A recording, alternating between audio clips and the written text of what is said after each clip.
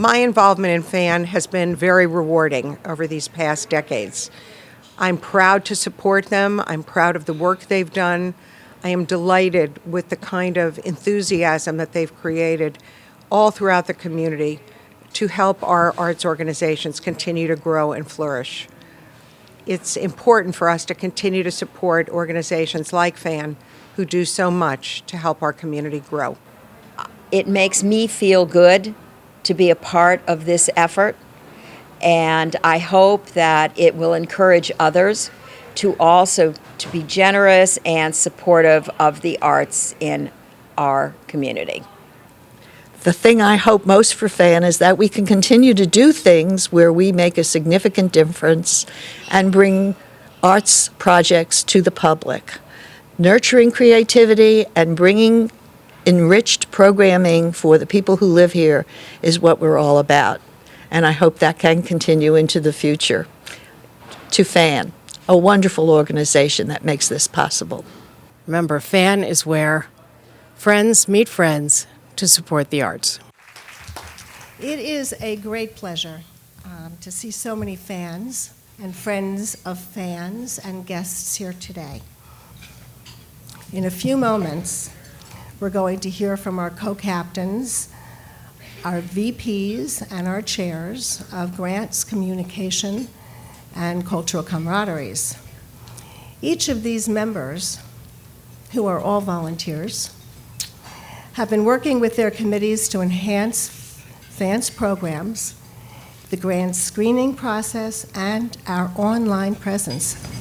Okay, and I'd like those of you who have been here starting in 2010 up to 10 minutes ago to raise your hands.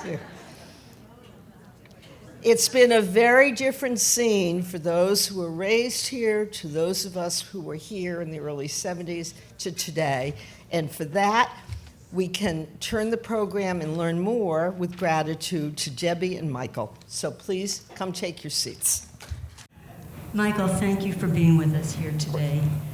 As my favorite word artist, Jenny Holzer, has said, you must have one grand passion. And we know that your grand passion is the arts and culture. So we're really lucky here in Miami that for decades you have given us your passion and made it a driving force for our community. Michael's department is something I think of like a multiplex because it serves more than 1,000 local cultural nonprofits, and they go to him for technical assistance, workshops, community planning, and grants. And I want to publicly thank you, even though Joanne has already mentioned it, for your help with us with 50 over 50 when we initially began. And Michael remains our go-to person, and we still show up at his doorstep.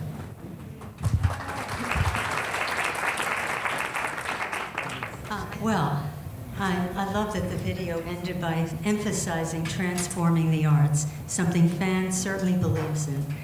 And Michael, tell us about this current state of the arts and what is here in Miami. How has it been transformed? What's its status? What's driving forces behind that growth?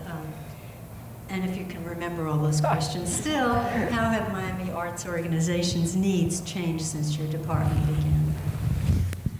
You know, Miami's cultural community is phenomenal because it's largely that first-generation arts community. It got built over the course of the past 30 years or so, which is unlike the arts community in any other major urban area in the United States, which takes generations to build. So there is a miraculous nature to Miami's arts community.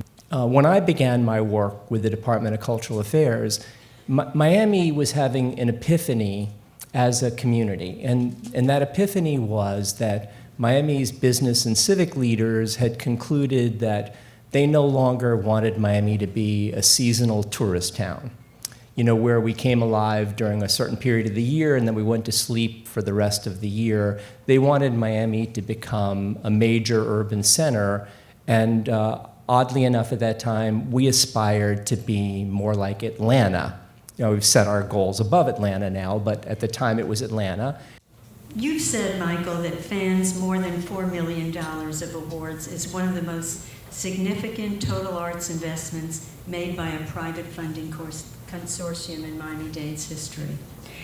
And here in FAN, we want to continue to make our investment potent. What do you think we should be aware of? What should we educate ourselves about? How can we connect with you all learning issues and such? I mean, I listened to the introductory presentations from FAN board members, and the work that you do is just so thorough and thoughtful, Debbie. You know, it's not just about reading paper and seeing what people are proposing, but going out and actually experiencing the arts is the most important thing that you can do. And there's no magic to it. You just have to get really familiar with the people and the artists that are presenting the work here. And I think continuing that commitment to actually experiencing the arts, which is part of the DNA of FAN, is going to be the formula for your future success as well. And I meant every word that I said about it. At a moment when priorities in the private sector were not focused on funding the arts, FAN was a gigantic billboard for the importance of investing in the arts in this community from the private sector, and it continues to be that. And so when you see others follow, right? I mean, your sister organization, Broward County, that was inspired by FAN, and you see individual donors like George Perez, who established a fund at the Miami Foundation now. I mean, you are the precursors of all of that, of deliberate investments in the arts to make sure that this community continues to grow. And so you have nothing but my undying admiration for the courageous work that you've done. Thank you, Michael. That's a beautiful statement. The culture of FAN, as determined by Debbie Hoffman 20 plus years ago, is we begin and end on time. Well, thank you, Debbie and Michael. Thank you, Joanne Bander. Thank you, Maureen Gregg. Looking forward to seeing everyone at our upcoming Cultural Camaraderies, Screening Committee kickoff meeting, and in the month of March at our next quarterly luncheon. Enjoy the wonderful day.